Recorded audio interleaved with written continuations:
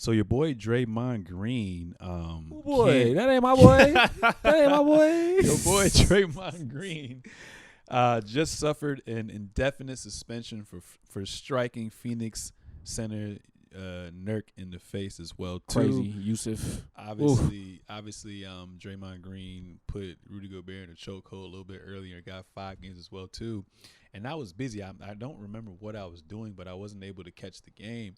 And I just remember checking on my text a little bit later, and I saw the video, and I was just like, yo, like, come on, man. Like, there's got to be something that's internally going on at this point as well, too. So for y'all me, saw his eyes, bro? Like, his eyes was crazy. it was crazy. It's like, flip, dog. Yeah. It ain't make no sense. But once I saw that, I was like, dude, I didn't know it was going to be indefinite, but I was like, yo, if you got 5 games from putting someone in a chokehold and then you just flat out punching somebody, in my head, I was like, 20 games.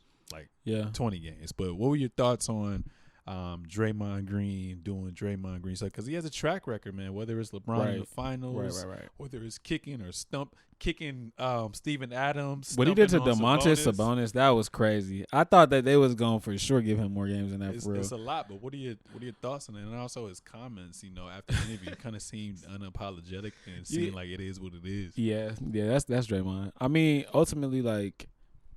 That's who he is. Like you sign up for that. Mine is twofold. First thing is, shout out to Joe Dumars in the league for making it like indefinite, because ultimately, like, enough is enough, and he is the one bad actor in the league that I feel like it's still reminiscent of like how the NBA was in the 90s. You know what I mean? And like, you just don't want that in your game. That's obvious. Adam Silver's made that apparently clear since taking over, as commissioner of the league. So that making it indefinite was, I think, a great move. And I think Draymond now not being able to really know when he's coming back will give him that focus to be like, okay, all right, well, let me try to do something, or like try to appease them. He's not going to change. But then my second thing is, man, I know Jordan Poole not playing well, but like you made a bad decision, I think, to keep Draymond. And I think I'd said that maybe in whatever podcast we did at the time, but like, I just, one, on age, and then just 2, on overall, like, yeah, I mean, I would just say age, and like what as a franchise and as general manager, your job is to pick the younger player who has more promise and who can continue to fulfill, the longevity of Steph. Mm-hmm. And I felt like Draymond was always going to be, who he was as a scorer, but also just demonstrative on the court, which you want as, your defensive anchor, your leader on the team.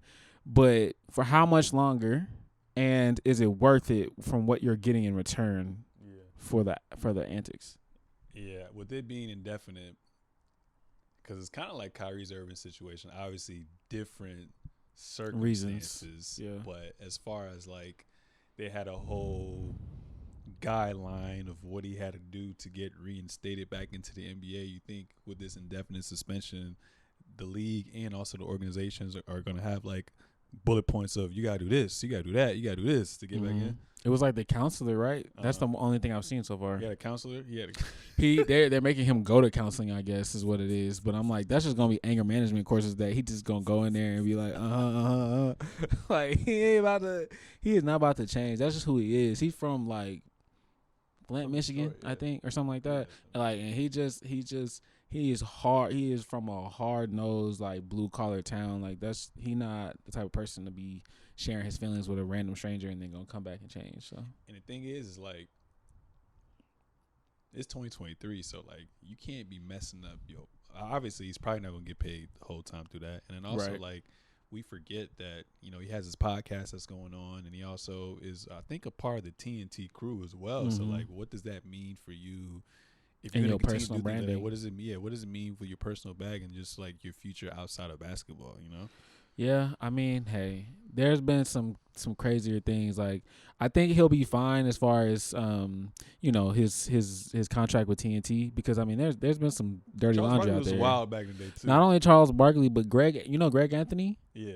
He was like sleeping with like prostitutes or something like that, and they brought him back to do like in-game analysis and stuff. So Draymond's fine on that end, but as far as being a Golden State Warrior, I think it is finally in jeopardy, because you have the Bob Myers general manager, relationship, and you had that, but he's not there no more. So like Mike Dunleavy might be looking at it like, well, I could live without Draymond. Maybe we could switch things up. I'm the new GM. I gotta make changes and stuff like that. So you never know what he might do.